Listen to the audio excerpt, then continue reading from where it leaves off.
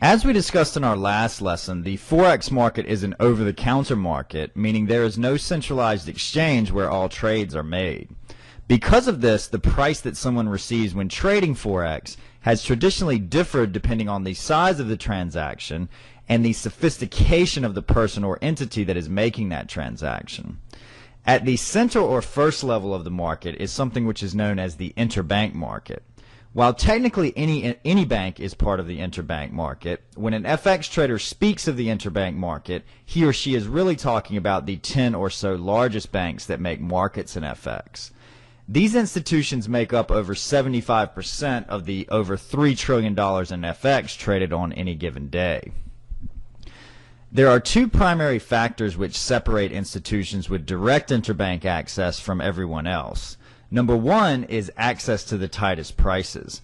We will learn more about transaction costs in later lessons. However, for now, simply understand that for every 1 million in currency traded, those who have direct access to the interbank market save approximately $100 per trade or more over the next level of participants.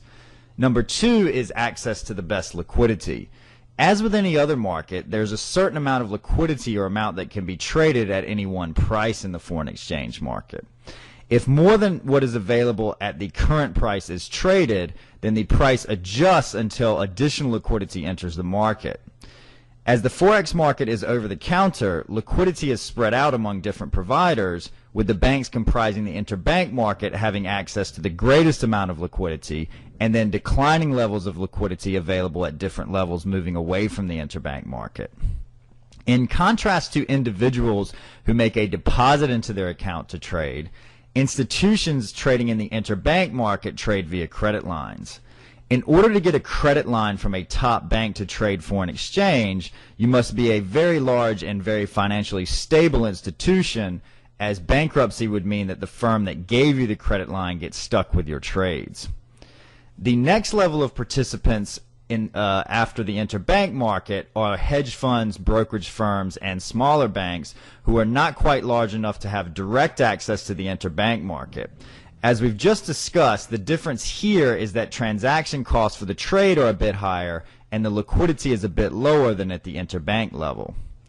The next level of participants has traditionally been corporations and smaller financial institutions who do make foreign exchange trades, but not enough to warrant the better pricing. As you can see here, as the market participant got smaller and less sophisticated, the transaction costs they paid to trade became larger and the liquidity that was available to them got smaller and smaller. In a lot of cases, this is still true today, as anyone who has ever exchanged currencies at the airport when traveling knows. To give you an idea of just how large a difference there is between participants in the interbank market and an individual trading currencies for travel, interbank market participants pay approximately 1/100th of a cent to trade dollars for euros, for example, where individuals at the airport can pay 5 cents or more.